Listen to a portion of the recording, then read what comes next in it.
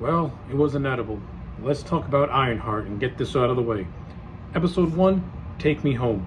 Right off the bat, the beginning 2 minutes instantly sets up Riri as the world's most unlikable character, and it sets up her friend Natalie, played by Lyric Ross, as a very likable character. Within this 2-second radius of these two friends, just talking in front of a camera and just recording themselves, Riri's narcissistic attitude is shown full front. She wants to be the greatest ever. She thinks in her mind's eye, she's gonna be better than Bill Gates, better than Steve Jobs, she's gonna be better than Hank Pym, better than Tony Stark. 4 people who, fictional and real life, can run circles around this Nimrod. Like this opening episode is such a joke. Like, it really is a joke. It tries to paint Riri Williams as like this misunderstood underdog who is coping with tragedies. Meanwhile, what you see on screen is a narcissistic asshole who thinks that she should be given everything. Her only motivation is money, and because of that, she got herself expelled from fucking MIT. She literally got expelled from MIT because she was plagiarizing work. Now, you might say, hey, okay, she was doing something bad, but she was trying to help others. No, she wasn't, because she was doing it for money. She was doing it to make a profit.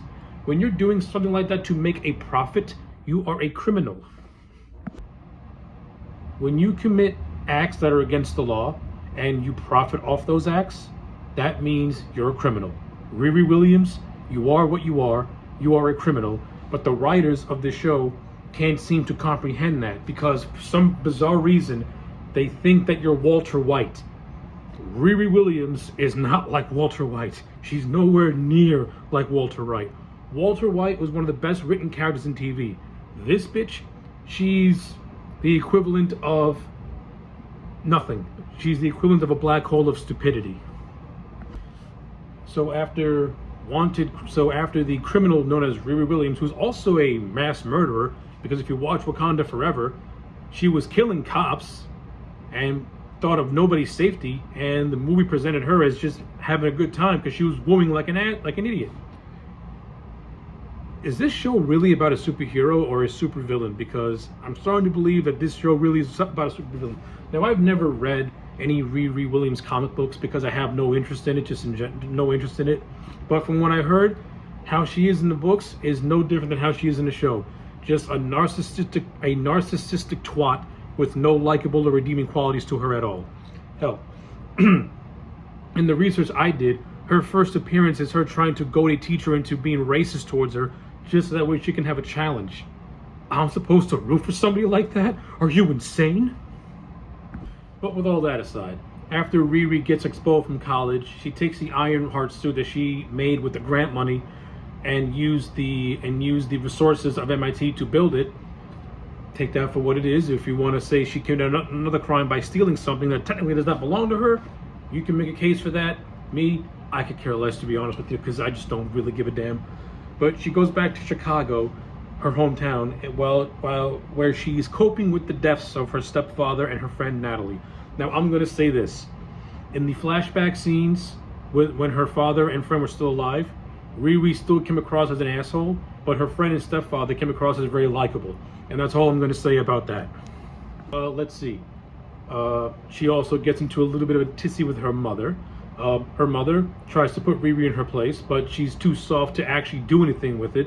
And I also will say this. The mom comes across as actually more likable, and I actually feel sorry for her mom. Riri's mom is trying to deal with the loss of her husband while also trying to put up with someone like Riri, who is just aggravatingly annoying.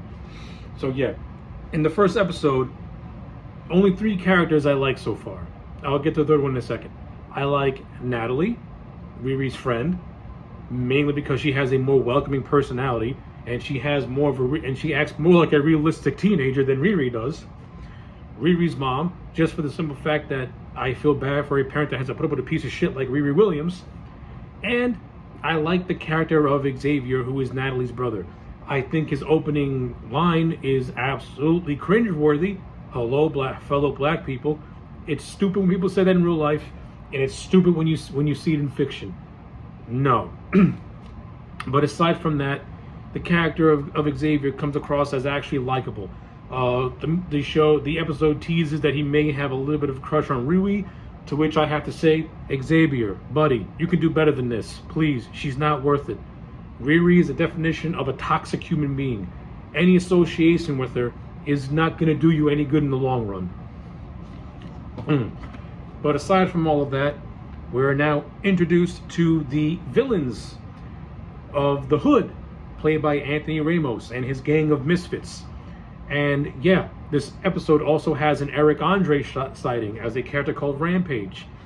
The only time I got a chuckle was when Eric Andre was telling the game that he does not want to be called Stuart. He wants to be called by Rampage because everyone else has a cool code name, so why can't he? That's the only time I got any chuckle was from Eric Andre. He actually gave me a couple of chuckles here and there. But aside from that, I think Anthony Ramos as the Hood is okay. It's clear as day that the whole thing with the Hood is connected to the devil, and we all know who that devil is. But aside from that, nothing really. His gang are literally the poster children of of what the fuck is this? You have a transvestite character named Slug. Why this person is here, I do not know. It looks fucking hideous. Cut those nails off, you ugly fuck. You have this other character called Clown who tries to be funny, but the bitch is not funny. She's absolutely the exact opposite of funny. I wanted someone to punch her in the face. And you have these other two Nimrods who are like twin sisters who are supposed to be the muscle of the group. They suck also. The only other character I like in this group is the character of John, who is actually the Hood's cousin. He's the only character in this group that I like aside from the Hood. And that's basically it. So basically, when it comes to the Hood, whose real name is Parker, they don't really want to hang around with Eric Andre as they feel like he's not doing a good job that suits their means. So they want to recruit someone else to replace him. Hence, Parker having the really bright idea to want Riri Williams. So you have a scene where John pretty much coaxes Riri into joining the group. This scene takes place when Riri is trying to con somebody from her childhood into giving her free stuff. Riri Williams, she's a criminal, but also does not want to pay for stuff.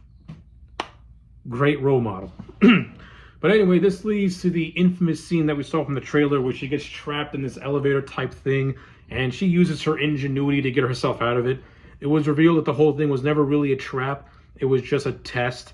And apparently she passed the test, impressing the Hood with her ingenuity and talents, and wants her to join the gang. At first, Riri Williams is hesitant, saying she's not a criminal. Yeah, you are. You are indeed a criminal. You literally were selling plagiarized work for profit. You are committing a crime, and she has the audacity to say she's not a criminal. Criminal doesn't always mean you kill people. It just means you just do criminal things like robbing a bank, like taking things that don't belong to you. That means you're a criminal. But the second Parker promised this bitch money, her eyes lit up like a Christmas tree, because Riri Williams, all she wants is money. She claims that she wants to help others by using her technology to help others, which I don't believe that for 1 second, because if she did, then she would patent her inventions and she'd be making a fortune, a la Tony Stark. And I'll say it again, if Tony Stark wasn't rich, his ingenuity alone would have made him rich, because he would have had the foresight to get his inventions patented, hence making money. But Riri Williams doesn't want to do that. She wants to be a criminal. So after this scene, Riri goes to home. She once again has a confrontation with her mother, projecting her guilt onto said mother, to which her mom says, you gotta process this guilt, get rid of it. This is where Riri goes into her room. She puts on this brain thing in her head. She falls asleep, and when she wakes up, an artificial creation of her best friend appears right in front of her. Riri Williams has used AI to unknowingly bring her dead friend back to life. And that's basically how the episode ends. So, to put it in a nutshell, episode 1 was utter garbage. It was boring. Nothing of interest happened. But the only thing you can take away is that Riri Williams is a world's biggest piece of trash of a human being. She is garbage. And the only likable people are Natalie and her mom, her friend Xavier, and I don't mind John and I don't mind Parker. Everyone else from the gang, I think, sucks. Eric Andre was the only mildly entertaining part about this episode, and he has maybe 3 or 5 lines of dialogue, and that's it. Oh, and one more thing. If I have to hear Riri Williams say that she wants to do this for herself, do that for herself, be better than this, be better than that, be better than everything in the universe, I'm going to do a backflip. I'm literally going to do a backflip. I want someone to take this hand and just slap her across the face and say, shut the fuck up. Oh my God, this is going to be a long, painful experience. Episode 2. Will the real Natalie please stand up? Okay, so to speed run this episode, basically Lyric Ross as Natalie in the scenes that we finally get to see her in as the actual character, who is now an artificial recreation of Riri's best friend. She's got all the personality and all the likability that Dominique Thorne lacks. And you can clearly tell that Lyric Ross is a much better actress than Dominique Thorne. I don't know what it is, but Dominique, she just doesn't cut it for me. She is boring to watch on screen. I want Lyric Ross to just go completely AI and delete Riri Williams, so that way Lyric Ross can be Ironheart instead. I might actually like the show better if it was Natalie as Ironheart, because she's more likable. She has a more outgoing, she has a more welcoming personality. But in essence, the first few minutes of this basically episode 2 more or less relies on Riri trying to find out how she created Natalie, so that way she can get rid of her. Okay, so for a genius as you are, wouldn't you want to actually find out how you were able to create this person, this artificial intelligence, so that way, I don't know, you can, pass it on, make money off of it? But no, you'd rather be a criminal instead of do logical stuff. I'm telling you, the more you apply logic to this show, the more you just can't stand the character of Riri Williams. She is literally written to be a Riri. Putting it lightly, she's written to be a Riri, which is, it's painful to watch. It's literally like watching a dumbed down version of Walter White, but only without Walter White's charm, without his cunning, and without his self-awareness. This show was painful to watch. I'm sorry. This show sucks. Riri Williams sucks. And the Hood's gang, they also suck. This show subjugates us to their backstories, and I'm not interested in either single one of these idiots. The only one that I like out of this gang is Parker's cousin John. He's the only likable character to me, mainly because he acts like a right-hand man. He doesn't look like a goofball, and he's actually likable. I like his stoicness. I like the fact that he's not going to back down, or he's not a punk. The other idiots, I can't stand them. The character of Slug. This whatever's backstory is that they were a drag queen, and during the show they were going to be assassinated, but then Parker saves her, if you want to, her, whatever the fuck you want to call this fucking thing, and indoctrinates, and Slug gets indoctrinated into the team. We get a backstory for the one clown. Apparently she got into a fight. Okay, that's supposed to make her look tough. Doesn't make her look tough. I don't really give a shit. She looks like an idiot. Then you got the other morons, the Blood Twins. They're just fighters. They just fight. Whatever. This has got to be the most half-assed backstories I've ever seen for characters to make me. If you're trying to make me care about these people, I can assure you I don't. And these backstories didn't do a good job in making them captivating to me. They're even more boring. But the general gist of this episode is the Hood and his gang, along with Riri, are going to commit their first crime together. So there's this high-tech billionaire who is creating these private underground highways, and but at the expense of local communities. And the Hood and his gang, they don't like this. They don't like this at all. You have a multi-billion-dollar company that is trying to reduce traffic and is trying to reduce, accidents from happening. So yeah, do local communities gotta pay a price? But yeah, when you look at the grand scheme of things, it's actually going to benefit communities as well, because you're cutting down risk, especially risks on the road. But the Hood and his gang, they don't have that kind of self-awareness. They think they're being righteous, but you're not being righteous. You're actually being more. You're actually hindering progress. You know, it's true what they say in shows, that whenever you try to, I don't want to use the word gentrify certain areas, but when you try to do that, the person comes across as evil. Meanwhile, what you're doing is that you're actually fixing up communities and getting out the stuff that doesn't need to be in there anymore. Can you believe that this show was actually created by black creators and written by black writers?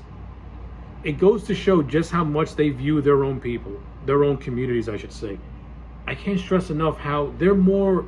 Never mind. I don't want to get into a rant. I'm not qualified to talk about it. I'm not even going to reference it anymore. But I'll just say this. The Hood and his gang, they're not these freedom fighters. They're not like Robin Hood. They're just a pack of criminals who are just doing things because they want to. They don't got no righteous, justifiable cause for it. All they want to do is just make money, is just steal money. That's it. There's nothing really to them. They're garbage. But before we get to that, Riri has a problem. Her suit is damaged. Therefore, Riri's got to find a way to repair said suit. And this is where she uses Natalie to find a black market arms dealer by the name of Joe McGillicuddy. So Riri, in her little wagon thingy that she buys off a kid who extorts her for money. By the way, the kid that extorts Riri for money, he's the best. He's one of the best characters in this show, because he's like, in these hard economic times, give me the money. Riri, of course, has to part with the thing she loves the most, and that's money. But anyway, she takes her little wagon thingy. By the way, she has to steal some guy's blanket while he's sleeping to cover her iron suit. Why are you covering the iron suit for? It doesn't make any sense to me. Whatever. In essence, she meets Joe McGillicuddy, played by Alden Ehrenreich, and I'll say this: I like Alden as an actor. I like him in Hail Caesar. I think he's really, really good in that movie. I didn't care for Solo as a movie, but he wasn't that bad.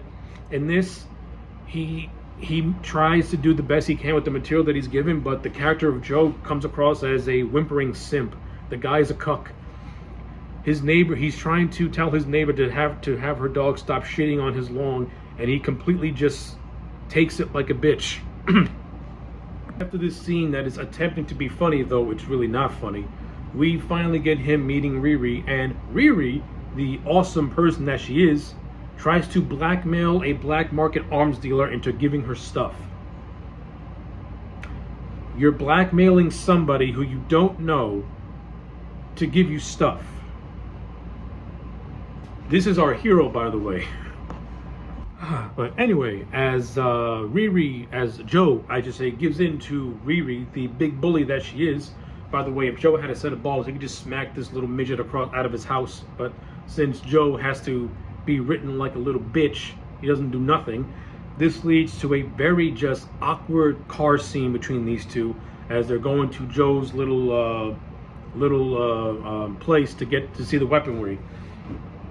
They have a conversation where Riri tries to toughen Joe up, and then gives him a backhand, then gives him a backhanded threat, and then they start singing to Alanis Morissette.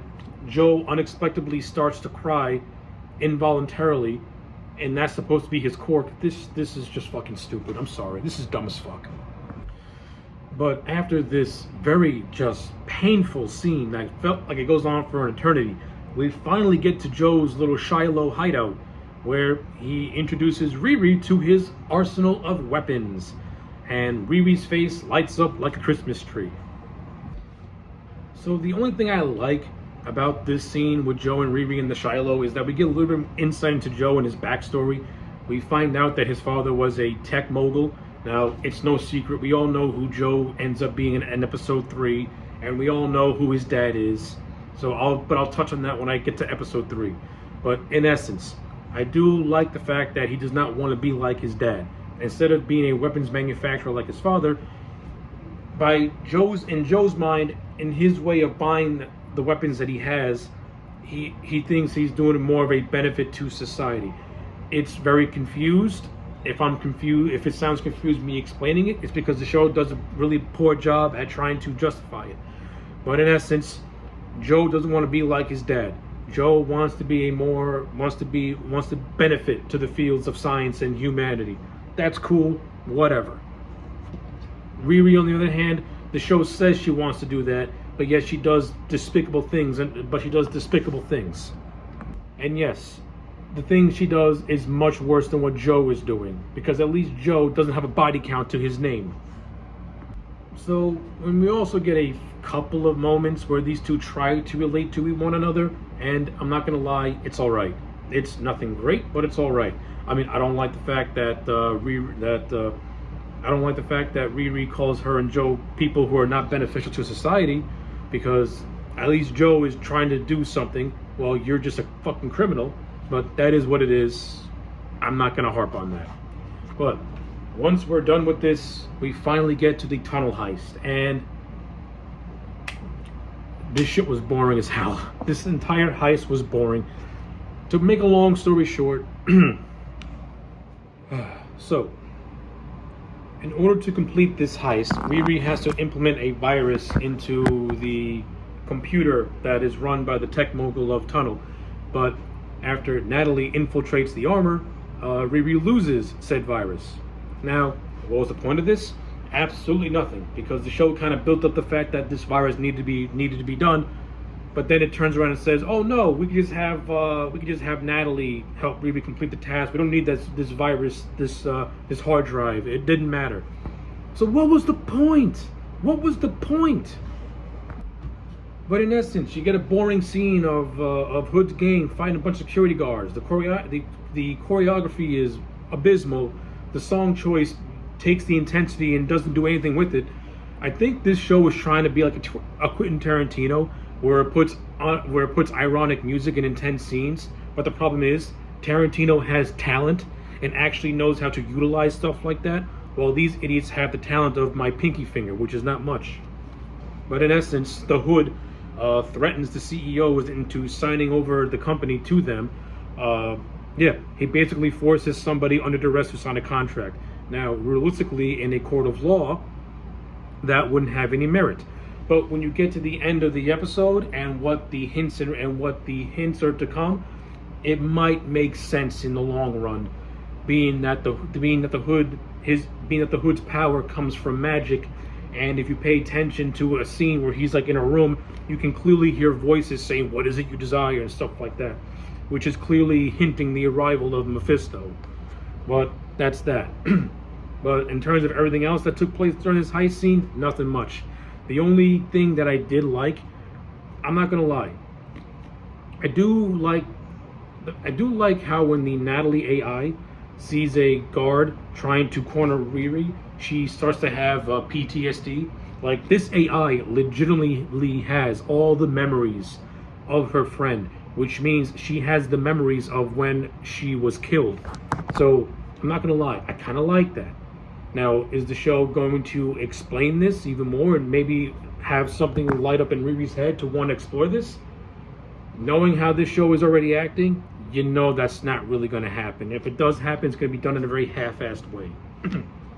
But anyway, I did not mind the whole thing of the AI suffering from PTSD. Like, the AI feels it's human when the AI feeling human emotions, it raises a lot of questions. But is this show smart enough to answer those questions? I don't think so.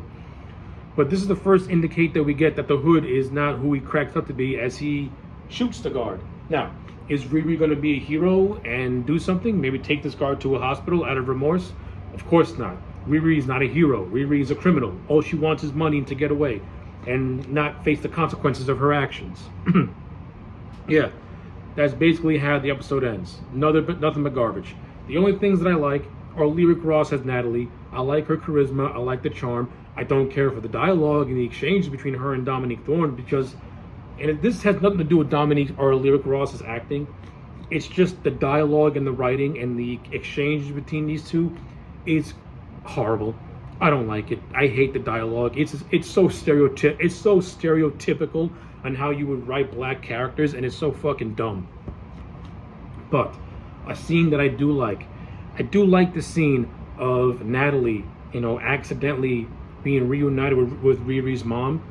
That was a nice scene, And I kind of don't mind the scene of Riri's mom telling her that if she could create a digital recreation of her dead husband. Now, this is where the show should raise questions about AI and what Riri has created, but it doesn't go that far. It does not go that far. And that's a shame, because stuff like that should be explored in this show instead of whatever this show is doing with the Hood and his gang is stupid. I don't care. Can we still have the Hood by himself with Mephisto? Okay, sure. Could you want to go down? You want to do the whole magic versus tech route? Okay, nothing against that. If you're done right, it can make for an intriguing story. But you also have other, maybe, the Hood wants to have this technology and present it to Mephisto, so that way Mephisto could do something with this. Again, I'm just fanficking it at this point, because I don't think this show is smart enough to want to go down that route. But in essence, that's episode 2. Aside from some brief spots here and there, utter trash. But yeah, that's it. Episode 3, We in Danger, Girl. I hate these episode titles so much. Okay, so overall, I thought this episode was better than episodes 1 and 2. It still wasn't all that fantastic, but I didn't dislike it as much as I did the other 2 episodes. The episode opens up with Riri Williams with the one thing she loves the most, which is money, and she looks like she's very happy. And then her criminal friends, they go around the loop saying what they want to do with their money, and they all want to do heinous things. Hell, one wants to use kids as a money laundering front. These people is what this show wants me to believe are doing things for a righteous cause. Give me a break. These people are scum. The only likable person in this whole group is Parker. Riri, she just wants to use her money for her technology and shit like that. That is what it is. Whatever. I don't care. But everyone else, all the other ones, they just want to use it for selfish reasons. So yeah, the show can try to manipulate its audience into thinking this gang are fighting a crusade against the well-off, but they're just as scummy as all the rest. And this all plays into the heist that they put together in this episode, where they go after some guy whose name is Hunter, who's doing artificial farming. And the show even established the fact that he created this idea and built it from nothing, but these idiots, they don't like the fact that he's putting farmers out of business. Hey, listen, does it suck for farmers that they're going out of business? Yeah, it does. But again, that's the way of the world. That's technology. Things advance. You cut down costs. That's how life is. It's always been that way. It's something this game can't comprehend. But in a nutshell, yeah, that's the overall A plot of this particular episode. Some things this episode did that was okay. We get a little bit more insight into Riri Williams and her relationship with Gary. I thought that stuff was okay. They tried to parallel it a little bit with Joe, especially when Joe's real identity is actually revealed. That was fine for what it was, I guess. I don't mind the scene of Natalie and Riri going to Gary's old auto shop and Riri having a panic attack because she's reliving the memory of what happened. I thought that scene was okay.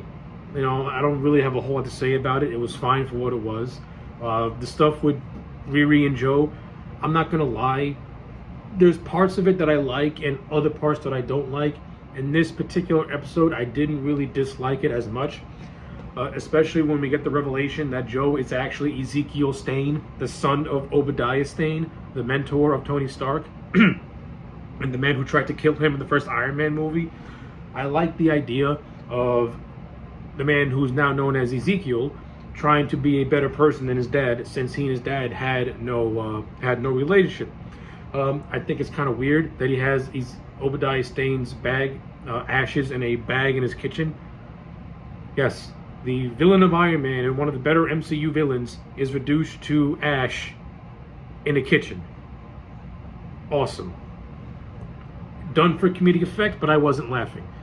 But I overall got what this scene was trying to convey between Ezekiel and Riri, and more or less both of them wanting to be better people. I can buy it with Ezekiel. I can't buy it with Riri because she's just not a good person at all.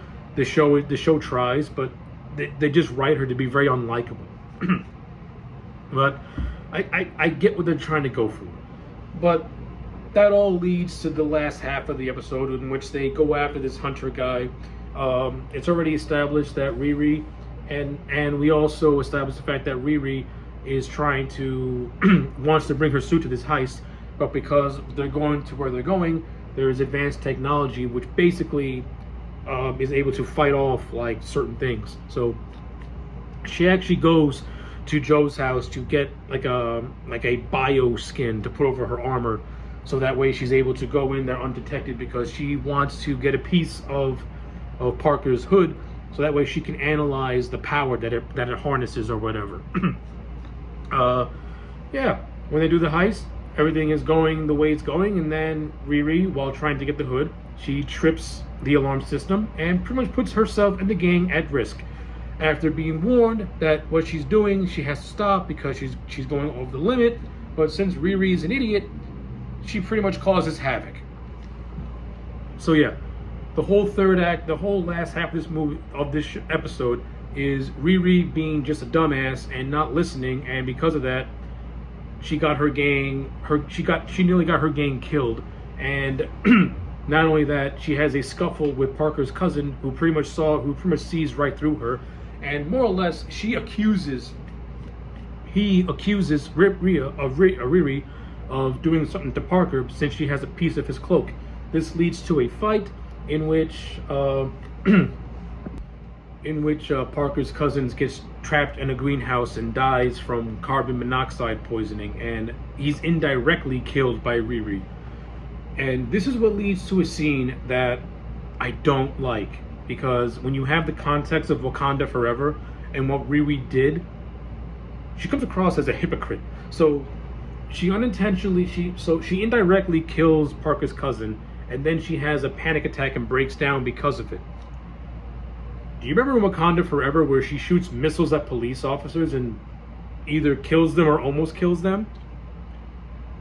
Yeah, so it's okay to do that, but it's not okay to do this. This is why I think Riri Williams is very confused in terms of the writing of her, because it's almost as if they forgot what this asshole did in a previous movie she was in. But anyway, that's not the biggest takeaway. The biggest takeaway is Parker being alone in his room thing, arguing to the shadows, arguing to the mysterious person that he made this deal with, that he put his trust into. And this mysterious force, I mean, again, we all know we all know who it is, but since the show didn't reveal it yet, it doesn't really make sense to say the man's name, even though I did earlier, because it's just Marvel Disney. They tell us one thing, and then they go around and do something totally different, which it ends up contradicting everything the show did. But for argument's sake, it is the devil himself, Mephisto. Like, we know this. And Mephisto pretty much tells him that, no, Riri was the one who killed your cousin.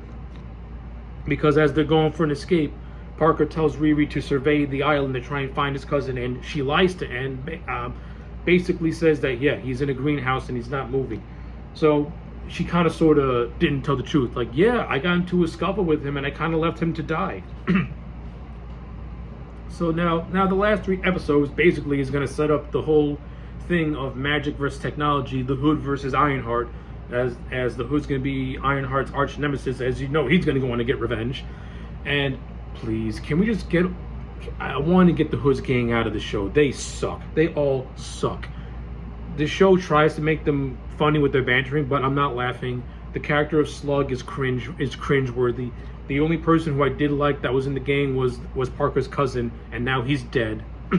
So now all I have is Parker, who is still one of the better written characters in this show, though I think his motivations are very just questionably sloppy, but I understand where he's coming from.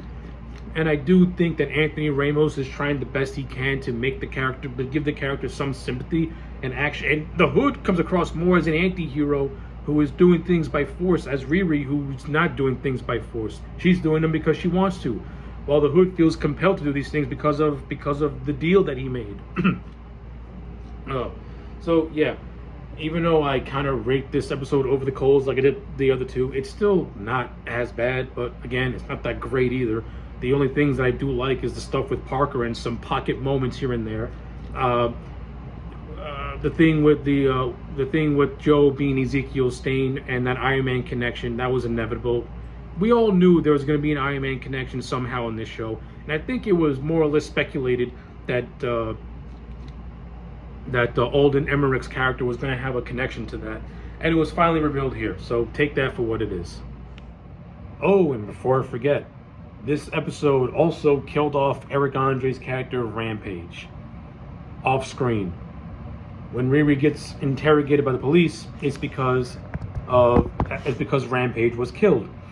And the last person to communicate with him was Riri Williams. Thanks for coming, Eric Andre. I hope you enjoyed your time being wasted.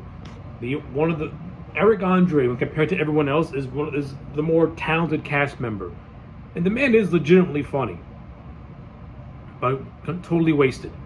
And this death actually plays in to the fight between John and Riri in the greenhouse, because Riri kind of figures out that Riri more or less gets John to confess that he's the one that killed Rampage. So yeah, that's context that I forgot that I left out but now you have it. This show is so bad that it's starting to make me short circuit. When will it end? Oh, and another thing I forgot to mention. I actually don't mind the scene where Ezekiel compared Riri to his dead father, Obadiah. Because when you actually look at it, they're both the same.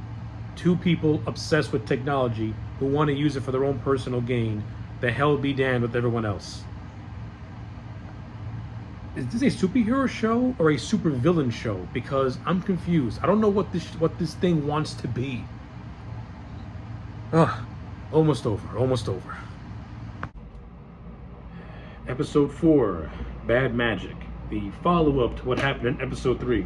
I'm just gonna try and breeze on by with this thing. So basically, to make a long story short, this deals with the fallout of John's death and the botched job at the artificial farming grounds in which John, the Hood's cousin, was killed. This episode deals with the fallout. The piece of biomesh that Riri left behind was traced back to Ezekiel Stane. Now he's locked behind bars. And this leads to one of 2 scenes, maybe 3 scenes, that I legitimately liked. We get a scene where Ezekiel Stane dresses down Riri and basically is the voice of everyone that has been complaining about this show. No one's complaining about this show that it has a black lead actress. That's irrelevant. We're complaining about this show because the lead actress and the way her performance and the way she's written is god-awful. The character of Riri Williams is an awful person. She takes no accountability for her actions, and she pretty much will use and manipulate anyone just to get what she wants. This is a villain that this show wants you to believe is a hero. Hell, it's not even good at establishing her as an anti-hero. But yeah, the scene with Ezekiel Stane, who was in prison because of Riri and her stupid mistakes, the best scene in the whole entire show thus far. And finally, Ezekiel Stane has a set of balls and stands up for himself by putting Riri in her place, because Riri has been a Riri. But aside from that scene, which I thoroughly enjoyed, because every time I see Riri get dressed down after she tries to grandstand or tries to be sympathetic, someone puts her in her place and brings her back to reality. But as part of the course with this show, Riri, anything that you say to Riri that puts her in a bad light, she will completely ignore it or just pretend you never said it, because it's like it never processes in this idiot's head. But aside from that, the overall gist of this episode is the Hood making his plan to take down Riri and take revenge for what Riri did to his cousin. And it's also Riri trying to investigate and figure out where the Hood's cloak came from. This leads to my second favorite scene, in which Riri and her mom, who by the way is one of the more likable characters in the show, and the mom is a MILF, so we'll leave it at that. They go to visit the mom's friend Madeline, played by Cree Summer, the great Cree Summer, who is known for who does a lot of voice work, particularly in Batman and superhero cartoons. So it's cool to see her. And this leads to my other favorite character already, the character of Zelma. So the history for Madeline and Zelma are this. They're both sorcerers who trained at Kamar-Taj. And I instantly liked the character of Zelma because she wanted to stay in Kamar-Taj and wanted to learn from sorcerers and not come back to Chicago and learn sorcery from TikToks and all the other garbage. She actually wanted to learn from real people. That instantly makes Zelma a more interesting character, and she comes across as just more likable, just like Natalie than Riri Williams. So yeah, I do think the whole thing with the shop is entertaining, and I like how Zelma gets to display her magic a little bit. But the biggest takeaway is when Zelma is investigating this cloak with her mom, and they realize that this piece of clothing is not from this dimension, it's from a place much more darker. The dark dimension, of course. We get a Doctor Strange name drop. Now, if you've seen the Doctor Strange, we all know the dark dimension is the home of Dormammu. So it's pretty evident what everything is leading up to, the worst kept secret ever. But my instant thing is that I love the reaction of Madeline when she finds out what the cloak is and where it came from and just how old it is. And she instantly kicks out Riri and her mother. Because they brought an evil that she wants no part of. And this leads to another scene that completely just makes me despise Riri even more. It's a scene that she has with her mom. It's supposed to play out as the audience trying to be sympathetic to Riri, but I'm more sympathetic to the mom. The mom is trying to do everything in her power to help her daughter, and Riri, being the world's biggest retard, doesn't want it. And then she has the nerve to dress down her mom by using her dead stepfather. This character is unbearable. How can you watch this show and like the character of Riri Williams? I don't understand it. How can you with a straight face say that a character like Riri Williams should be celebrated and be used as a role model? Are you people on crack? You want this idiot, this despicable human being of a character to be a role model to your kids? You deserve to be locked up. But in essence, this leads to Riri going to the Shiloh that is owned and houses Ezekiel's weaponry from episode 2.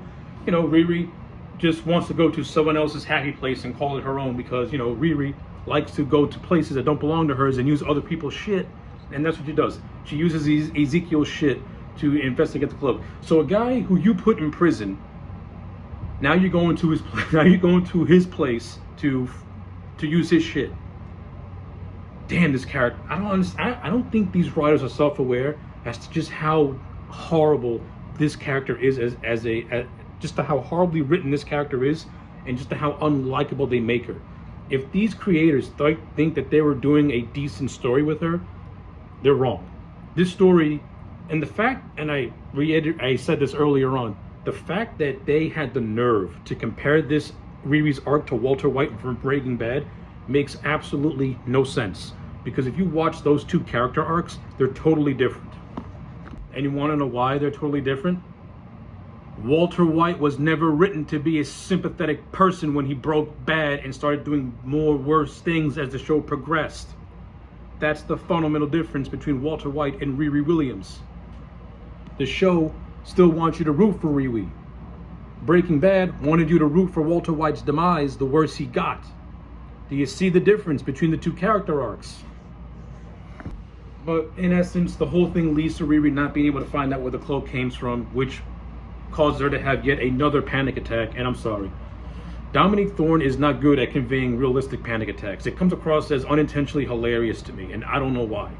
I'm somebody who suffered from panic attacks. I've never once acted the way Riri Williams acts when having a panic attack. It's not that dramatic. It's actually much more subdued than that, believe it or not. But I digress. But eventually this all leads to Riri getting comfort from her friend Xavier. And this leads to a scene that I really, really enjoyed for the simple reason of this. Xavier finally comes face to face with the hologram of his dead sister. And Rightfully so, he is horrified by that fact. And the fact that Riri takes no accountability and tries to defend the creation of Natalie as something good continues to make her oblivious to the pain of other people. Bringing back this man's dead sister is not going to make him feel better. In essence, it's going to make him feel worse. And I like the fact that Xavier just abandons the bitch because she deserves it. This show this show tries so hard to make Riri likable, to make her feel that her friends are in danger, but at the same time, it rarely ever shows her taking accountability for those actions. And when you think the show might go there, it turns it around and she tries to grandstand and tries to think that she's justified. It's so fucking stupid. But anyway, the show ends with the Hood's gang breaking Ezekiel out of prison and indoctrinating him as their new tech guy, taking over Riri's place. This leads to Stain creating a device in which Stain giving his body some enhancements, but unbeknownst to him, through the help of everyone's friend Slug, one of the worst characters in the show, how you can do anything with those nails is beyond me, pal, and you're not funny. You are horrifying to look at. But I digress. In essence, the enhancements, instead of giving Ezekiel control, is going to give Parker control, and he's going to use Ezekiel's enhanced body to take his revenge on Riri for the death of his cousin John. And I'll say this: some of the best moments in this episode is the stuff from John, knowing that he knows Riri killed his cousin. He is now instantly becoming once again one of the main characters who I thoroughly enjoy. Mainly because you can see that the darkness is really taking over him, and I'm really starting to like it. Like, he went from being like overly positive, so to speak. Now he's kind of becoming a little more darker, a little bit more sinister. Very subtle, but I like it. But yeah, that's episode 4 in a nutshell. The episode is still not that great, but it did have things that I actually did enjoy. Mostly the stuff where people dressed down Riri and called her out for being an asshole, and her continuing to take zero accountability, thinking that she's going to do it right by these people when she's really not. Another thing I want to add on: the choice of music in this show is so tension breaking. I hate it. It tries so bad to be like a Spike Lee or Quentin Tarantino, or even James Gunn for that matter. 3 people who know how to utilize popular music and make it match their scenes. This show tries to do that and it fails miserably. You literally have moments where the choice of music undercuts any tension this show is trying to build. And a good example is the end credits of episode 4. You have this big dramatical score, and then it gets undercut with dance music that gives it a complete tonal shift.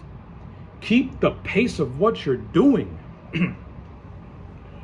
But I'll also say this: the musical score, in terms of like orchestra, it's actually not that bad. It's serviceable, it's decent, it's nothing that's memorable.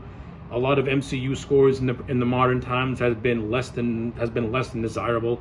This is just, it does what it needs to do, but it's nothing memorable like the Avengers or Thor or stuff like that, or even Captain America.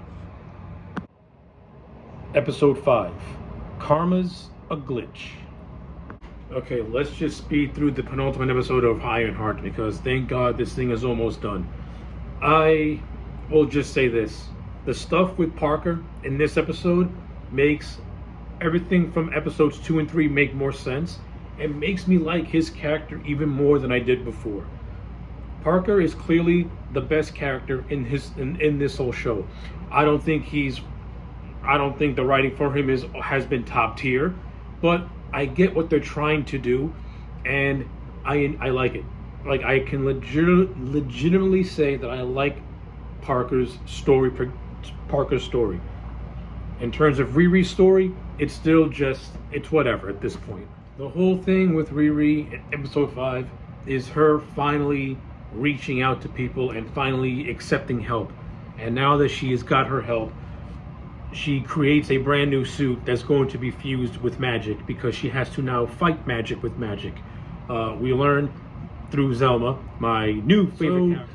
To make a long story short, Riri and Selma, while having White Castle, Selma explains that the cloak comes from Dormammu, and then she gives Riri a history lesson of Caecilius and how Dormammu pretty much corrupted Caecilius and how they tried to destroy everything. If you watch Doctor Strange #1, you tells you all you need to know. This then leads to Jerry and Roz, the stupid idiots that are part of Parker's crew, to invade White Castle. They fight Riri. For some bizarre reason, Riri can take a punch from people who are 10 times from these two idiots who are bigger than her, and she just brushes off punches like she's being hit with a fly swatter. She's 90 pounds, soaking wet, holding a brick, no muscle mass. These two bitches got some mass on them, and Riri's taking a punch like she's Mike Tyson. Can you be any unrealistic with this shit? But in essence, Riri, using her ingenuity, is able to beat them. And then we have an appearance by Clown, who continues to think that she's the most funniest person in the room with her horrible jokes and terrible charisma. She gets defeated by a little Powerpuff explosion. So Riri is able to take down the three idiots by using ingenuity and not her suit. I'll give the show a D+. At least Riri was using the smallest part of her brain. But yeah, that's it. Also, during this whole thing, the Iron Suit, along with Natalie, gets kidnapped by Slug, and eventually the Iron Suit escapes. I don't remember how it escapes, and to tell you the truth, I really don't care. All I can say is that it leads to a fight between Riri and the now super enhanced Ezekiel. Ezekiel wipes the floor with Riri and then spares her. So, despite the fact that he's being controlled by Parker, Ezekiel is still sentient. Like, Ezekiel is still aware of what's happening.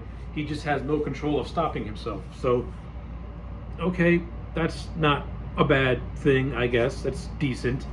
A decent little thing. He's basically being used as a puppet for evil, and he's not all with it. But he did get a little glee beating the shit out of Ironheart. And when you look at it, even though Ezekiel, was doing some dark black magic, was doing some black marketing nonsense, if Riri hadn't have, dropped the biomesh in episode 3, actually went back to look for it, or maybe told Joe that, hey, she lost something that could be traced back to him, then Joe would not have gone to prison. So I can see how Joe is pissed. I can see how Ezekiel's pissed off about that. But take that for what it is. It was okay, I guess. And yeah, then after all that, Riri goes home. Her mother have a heart-to-heart conversation. They go to Gary's garage. And what is actually one of the better scenes of this entire episode is when Riri gets to see a flashback of herself as a little kid hanging out with her stepdad. For a moment, the 8-year-old version of Riri was about to be inseparable, but then she instantly becomes more likable than her adult, more older self, where she actually, has fun with her stepdad a little bit. So that was actually nice to see. So I'll give the show that. You made younger Riri more likable than older Riri. So take that for what it is. But the whole point of this particular scene was Natalie more or less telling Riri that don't hold on to the bitter memories, hold on to the good memories.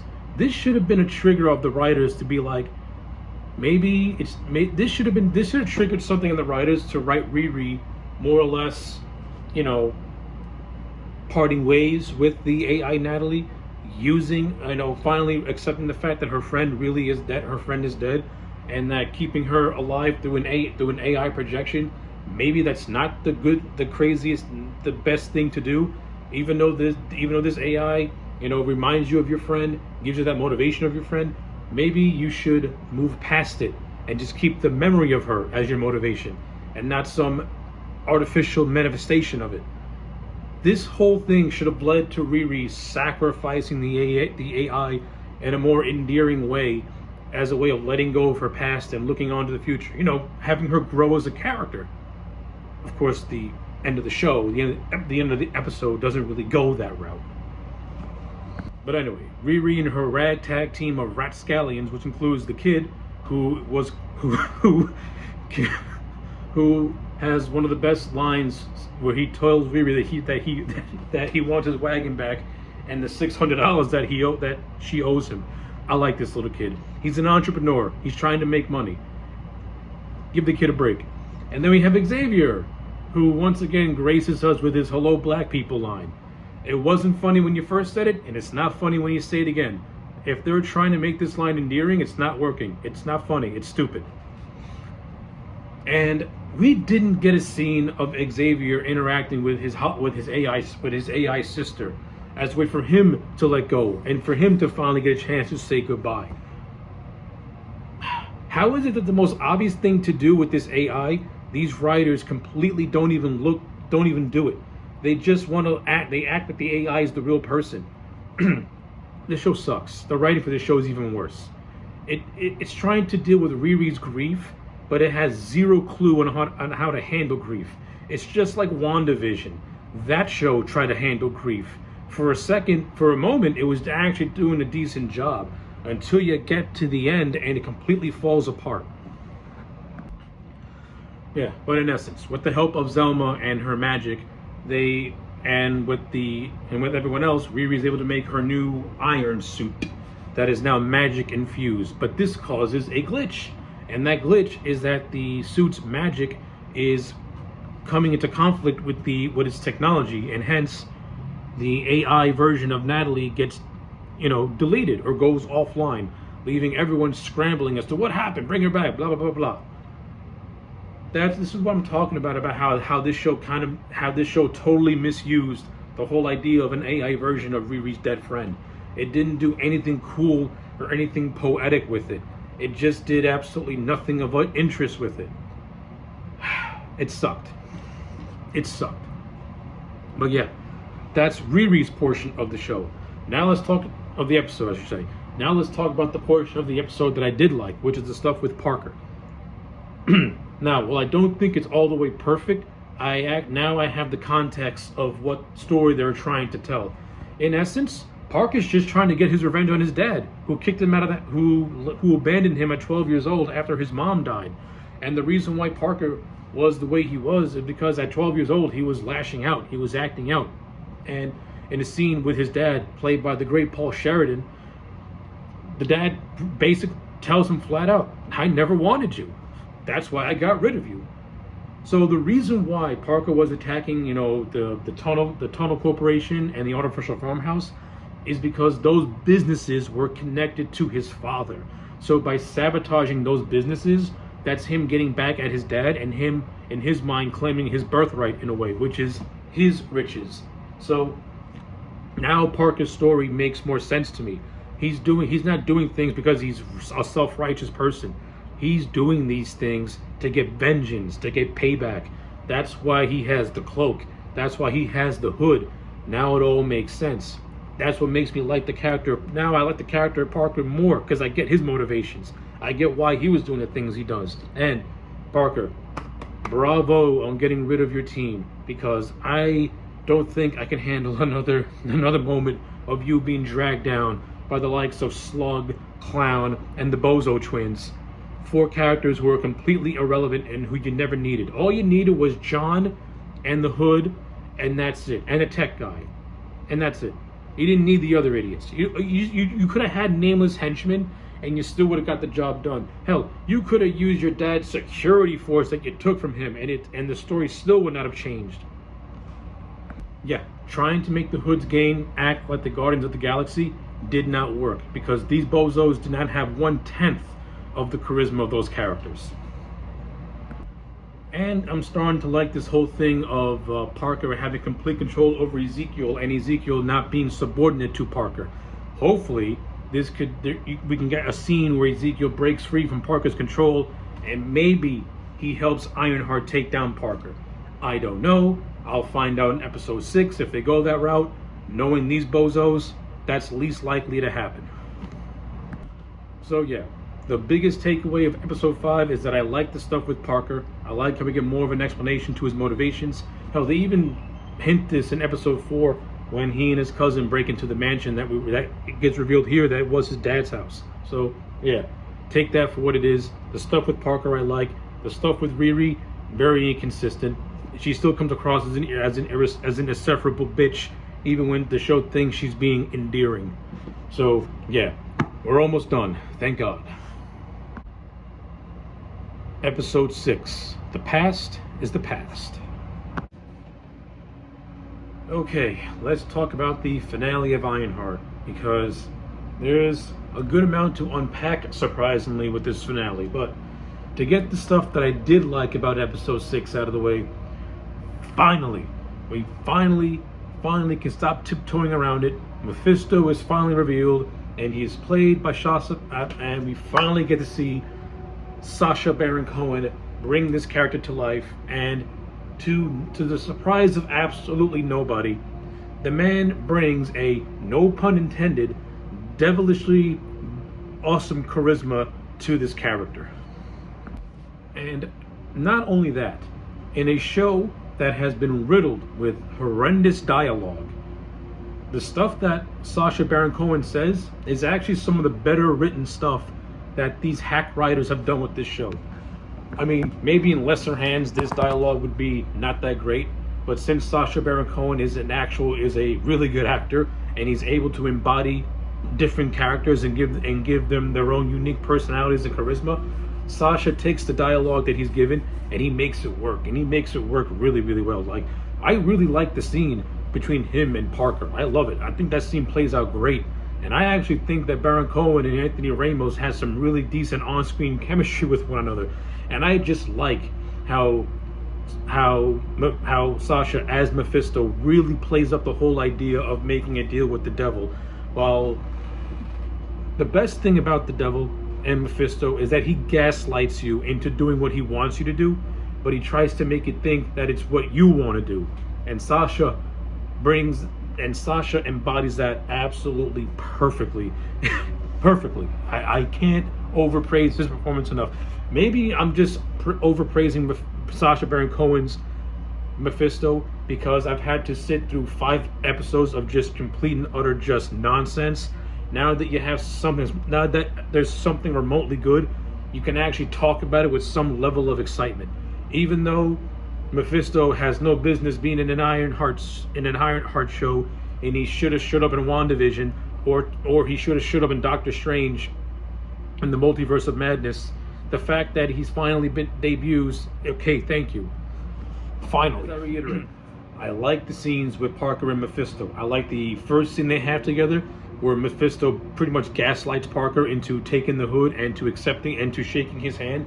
And I like the scene where Parker and Mephisto meet up again, this time with Parker being ravaged by the cloak, being addicted to it like it's like the best drug in the world, but at the same time something that's slowly killing him. And the scene and the moment where like Parker tries to talk down to Mephisto, and Mephisto's like, "Don't you talk to me like that." And just the look of fear that Anthony Ramos is able to project as the character of Parker when Mephisto goes from like this smooth talker to somebody who got more aggressive with him, you can tell that Parker you can tell by those little moments that this is somebody who is who does not fully understand what he got himself involved in. And then we move on to Riri's portion of the finale, and it just bottles down to her having her 2 big fights. She fights Ezekiel before she makes her way to Parker. Her and Ezekiel have the little tussle, and then she figures out a way to break Parker's control that he has over Ezekiel, which evidently ends up working. She attempts to try and make peace with Ezekiel, but Ezekiel basically says, "You and I have unfinished business, but go take care of Parker. We'll settle our beef at another time." That's basically it. Ironheart, Riri, and Ezekiel are going to have unfinished business. You're very brave to think you're going to get a season 2, or if Riri Williams' story is going to have any continuation in a solo project. That's most likely never going to happen. It might happen in a team-up movie. It ain't going to happen in a season 2. Maybe it will, maybe it won't. I don't know. But that's not the biggest takeaway. The biggest takeaway is Riri. She has her fight with Parker. It ends. I'll say this. I do like the scene where Riri uses a projection to trick Parker. That's one of the rare occasions where she's actually using her brain in a smart way in a fight. and it, to me, it plays as a little homage to Escape from LA when Snake Plissken uses a hologram to trick the president. I mean, Escape from LA is the worst, is horrible compared to Escape from New York. So it's only apropos that a horrible show like Ironheart would take from a horrible movie like Escape from LA. But where the only difference is that Escape from LA knows that it's a parody of what came before it, and it's a fun, and it tries to have fun. This movie thinks it plays it totally straight and is not fun. But that's a different rant for a different day. The overall takeaway is that Riri beats Parker by ripping the cloak off of him. And now we get to the part of the finale that to me is the most. And then we move on to Riri's portion of the finale, and it just bottles down to her having her two big fights. She fights Ezekiel before she makes her way to Parker. Her and Ezekiel have the little tussle, and then she figures out a way to break Parker's control that he has over Ezekiel, which evidently ends up working. She attempts to try and make peace with Ezekiel, but Ezekiel basically says, "You and I have unfinished business, but go take care of Parker. We'll settle our beef at another time." That's basically it. Ironheart, Riri, and Ezekiel are going to have unfinished business. You're very brave to think you're going to get a season 2, or if Riri Williams' story is going to have any continuation in a solo project. That's most likely never going to happen. It might happen in a team-up movie. It ain't going to happen in a season 2. Maybe you will, maybe you won't. I don't know. But that's not the biggest takeaway. The biggest takeaway is Riri. She has her fight with Parker. It ends. I'll say this. I do like the scene where Riri uses a projection to trick Parker. That's one of the rare occasions where she's actually using her brain in a smart way in a fight.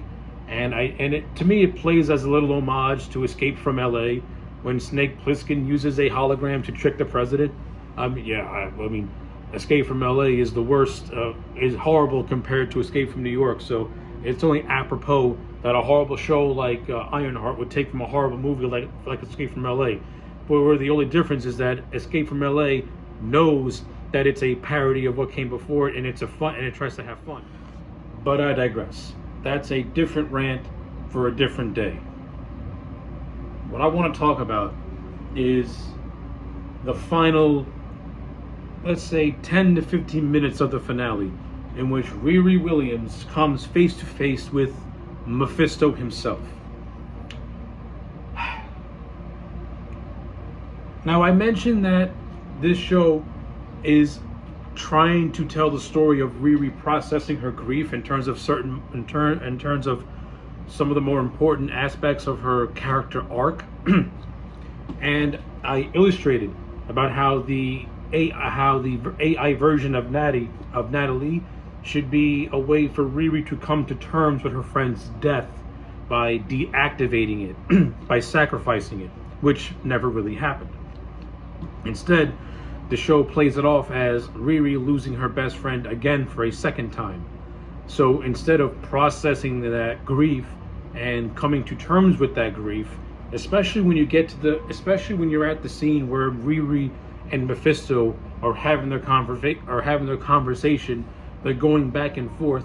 Mephisto brings up Riri's desire, which is to have her friend back. This should have been the moment where Riri looks the devil in the eye and says, no, she does not want that. The show attempts to go in that direction where she says the past is the past, but Mephisto, being the trickster that he is, ends up getting what he wants, and Riri makes a deal with him. And now she's inflicted with the same curse as Parker. So in essence, Riri Williams sold her soul to the devil to get her friend back. This should have been the opportunity for this show to course correct with the character of Riri by having her go down a hero's journey. Instead, she goes down the route of just being a selfish person, not giving a crap about anyone else around her. She just wants her own needs to be tendered to, and fuck everyone else. Because at the end of the episode, her best friend is brought back to life, not as an AI, but as a flesh and blood human being. and now she's inflicted with Mephisto's curse. So Riri sold her soul to the devil. That's how the show ends. Now, if this show had better writing and did not present Riri as a complete and utter retard, then maybe this could have worked if Riri was presented more as an actual heroic person who every time she does to do something with the best intentions, it blows up in her face. But this show had Riri do the most despicable and heinous things, and she ends up selling her soul. The way I see it and the way a normal person watching the show would see it, she sold her soul since episode 1. Episode 6 just confirmed it. So, to be honest with you, I think Riri selling her soul was the most in-character thing she has ever done throughout the course of this show.